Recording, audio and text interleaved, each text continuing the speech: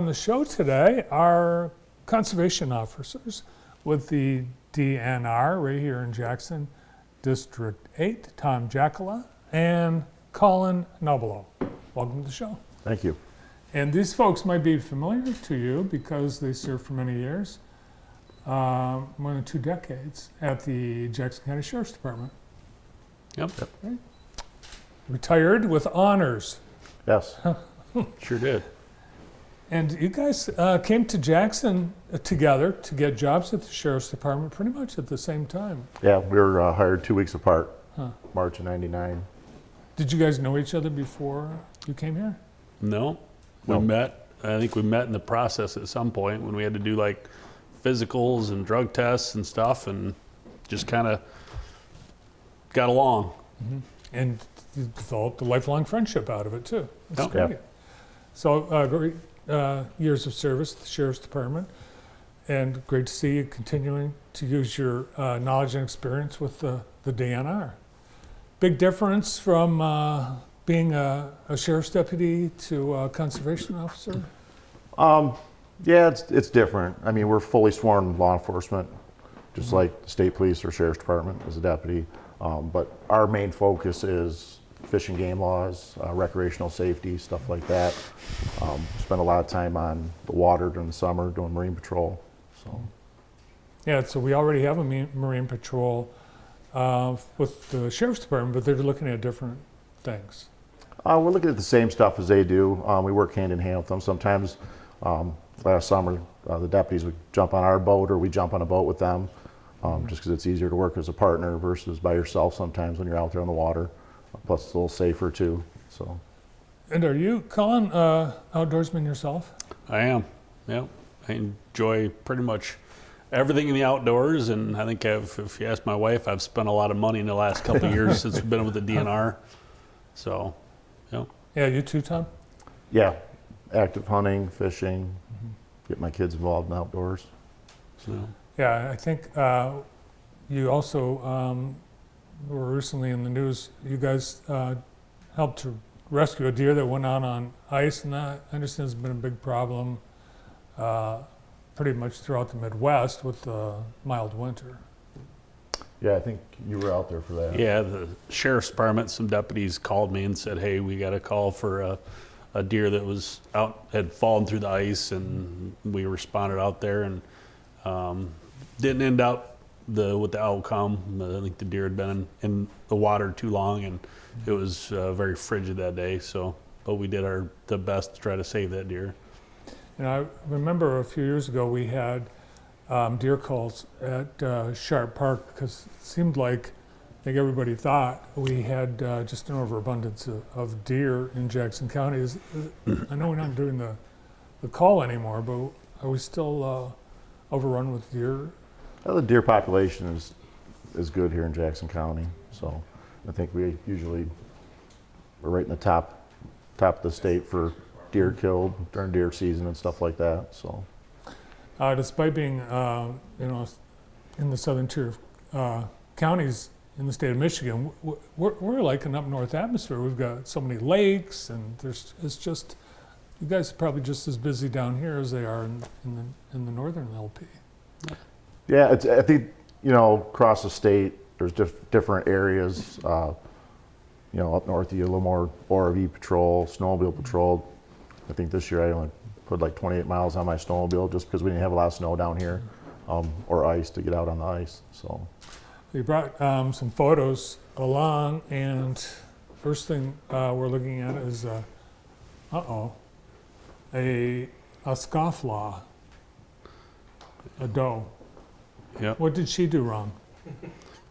This was something we deal with every year, and I guess kind of try to educate people is in the spring or early in the year, the fawns are born, and anytime somebody sees a fawn, they think it's been abandoned. So they'll try to pick it up and take care of it and think they're doing something good, when in reality the fawns like that are going to be left in a safe environment where the does feel they're safe, and they'll go eat and drink and whatever, and they'll come back when nobody's watching them and feed them and take care of them. These two, I think, that one's in Tom's truck, but people call us because they pick them up, and pretty much once you touch the fawn, it's not very often that the mother will actually accept that fawn back. So then we have to take them to rehabilitators, if there's openings for rehabilitators where they'll take the fawns and then try to release them back into the wild. That was another one where people were trying to feed it and, take care of it, and in reality they're harming it, not being around its mother. They're not pets. They're not pets. Yep, and you can't possess them unless you actually have a permit through the DNR, which are the rehabilitators. And there's a few around the area, but not many, so we hate to see them fill up. Birds, that's another animal that has to be rescued or Yep. rehabilitated. Is this, is this an owl? Nope, that's a red-tailed hawk. Oh. It's a big female. Can you tell I'm not an outdoorsman? So this was just the other day. I was on patrol in Springport Township, going down the road, and a lot of times the hawks, bald eagles, will get hit by cars when they come down to feed on an animal like a rat. This one was eating out on a rabbit that he got hit by a car. When they go to take off, they need a little bit. They're taking off close to the ground, and cars come by and they'll nick them. And so this one had the wing, it wouldn't fly. So I was able to get a hold of the rehabber. They came down and we were able to put it in a cage, and they'll try to get it back so it will fly again and stuff. So Now, I believe this is an eagle. Yep, this is an eagle. This one was from Parma Township. We received it once again. I'm not sure if it was, I don't think it was struck by a car. I think it hit a power line. You can kind of see how its head's kind of tilted. So there's something not quite right with it. So we got a call, and Sheriff's Department, some of the deputies, along with some of the fire personnel and some other, concerned citizens that drove by, helped us, and we caught it. And this was in the carrier going up to a rehabilitator to see if they could figure out what was wrong with it. So you guys have contacts for all types of animals that need to be rehabilitated. yes, Yeah. Yep, we have a list throughout this area, so we can contact them and try to get them back out into the wild. Now, you mentioned, Cullen, the mother deer will not likely to take a fawn back after human. I've always heard that especially about birds. If a human touches a bird, the Yeah. mom doesn't take. That's true. Yeah. Yep. Huh. So yeah, it's one of those things. That's kind of their protection to be with fawns. I don't know what age it is or how old they have to be, but they'll be scent free for the most part. But once a human touches it, it kind of loses that protection to the environment. So obviously you help animals, you rescue distressed animals as part of your job. What are some of the basics that the conservation officer does day to day?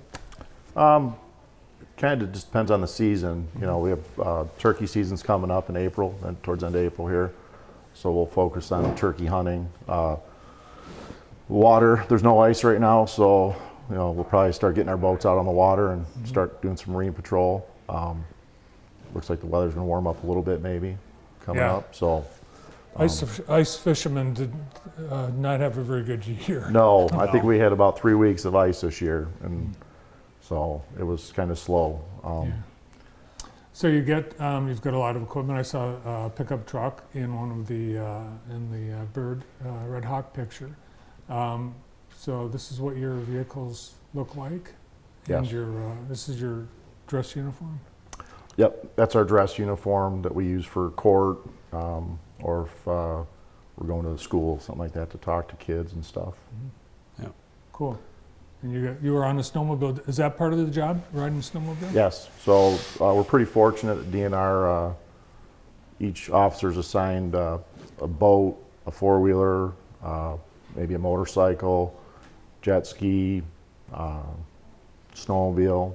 So Wow, you don't need to go on The Price is Right. Just get a job as a corrections officer or as a conservation officer. We're always hiring. Nice. So some fun toys. Oh yeah. Yeah, but it's work related, and it's what we need to do our job. So We've got, so much outdoor sports, hunting. Really, it's as big an outdoor state as Michigan is. There's got to be a lot year round. What are some of the things that people don't understand about conservation, the DNR, that maybe is a common mistake that people make when they're outdoors? I mean, I guess one of the things is every time they see a DNR truck, they think they're a conservation officer. So our numbers are not that big. So in Jackson, we're District 8 for Yeah. the DNR, and you're part of the law enforcement division, so Correct. sworn officers of the law. Yeah. People do things wrong with, maybe they're not licensed, they don't have a fishing, hunting license. Those are serious infractions. yes, Yeah. I mean, and the nice thing is we can we look at their past history. If they bought a bunch of fishing licenses, and maybe they didn't buy one this year, we can educate them instead of writing them a ticket. For us, it's a lot of educating people what they're doing wrong on the water, not having enough life vests on a boat, stuff like that. So it's kind of nice, instead of being the bad guys all the time writing the tickets like we did at the sheriff's department. You get to educate people, and We talked about feeding animals, and I think it's against the law in Michigan, isn't it? Yeah. Feeding and baiting are both illegal, and quite often people don't understand that, because if you go to a gas station, Carrots. there's carrots and sugar beets and corn, and they think because it's there, it's legal, which in reality it's illegal. And that's one of those things that people don't know. We try to educate them. We come across a lot of people that are baiting and kill deer over bait, or they just want a recreational feed and watch them. I know we've been contacted by some of the townships around here. Hey, we've got a deer problem. I'm sure, like the city of Jackson, I've had a couple people call, and why do we have so many deer? And I said, well, more than likely it's one of your neighbors is feeding them, and that's why you're seeing them. They're not walking into the yard eating your flowers. They're eating corn or whatever the neighbor puts out. Yeah, I have a friend, their next door neighbor loves to feed the deer. They live on the river, and they're constantly, there's deer always in their yard. Yeah. Over the weekend, I saw someone post a video on Facebook. It looked like a wolf in Jackson County, and I tried to identify the area that they shot the video in, and it looked like the Cascades. But we've got wolves, we've got bobcats, we've got cougars. I mean, there's a lot of predatory animals that we don't see every day that are starting to show up in places we've never seen them before. What kinds of things do we have in Jackson County that people should be either aware of or just knowledgeable about? no wolves down here. Okay. It's, So that was a fake video. Well, it's probably a real It- video. It could have been a coyote, but someone might have thought it was a wolf. Our Yeah. wolf populations in the Upper Peninsula, once in a while we've had a couple sightings down into the northern lower where they cross the ice. But we've had, even when we were at the Sheriff's Department over the years, we've had a couple sightings of bears in this area, but it mostly northern lower and into the UP is where our bear population is. Coyotes are the big thing down here, I think, for people. They don't realize how many coyotes are around. So sometimes people are like, my dog came up missing or my cat came up missing. That could have been, coyote population. So And they won't attack a human, but they can be provoked. Is that right? I would say it's possible, but it's not common. It's highly, because if you see a coyote, they're skittish. They're gonna, as soon as you open the door or stop, they're gonna be taking off. They're gonna be going in the opposite direction. And generally at night is kind of when they'll be active, and our vision is not good. You really, unless you have a thermal camera or something, you're not really gonna see them. You'll hear them, You know, if you're setting out, you'll hear their howling at night. You know, biggest thing is I don't think there's something that be concerned about attacking humans. I mean, there's probably stories out there or some, you know, confirmed stuff, but for the most part, they just take off the opposite direction. You know, people always want to say they see a cougar. Well, I've been out to some of calls and it ended up being a house cat. So based on the camera view, it makes it look a lot bigger. Not saying it's not possible, but it's highly unlikely. Awesome. All throughout the year, you guys are also educating folks on hunter safety, ORV, boat safety. It's never ending. We're a four-season state. You've got something going all the time. We do. It's a great state to live in, and if you want to snowmobile, there's places. If you want to ride four-wheelers, there's places, and it's one of the things we enjoy is doing the hunter safety classes, and you know, you get to educate the kids or the hunters that are just starting out, and I mean, it's definitely a good thing. Well, we sure appreciate you guys taking time to be with us today. Thanks for all the work you do to keep our environment and our citizens safe, and have a great spring. Yeah, thanks for having us. Thanks for having us on. Good to see you.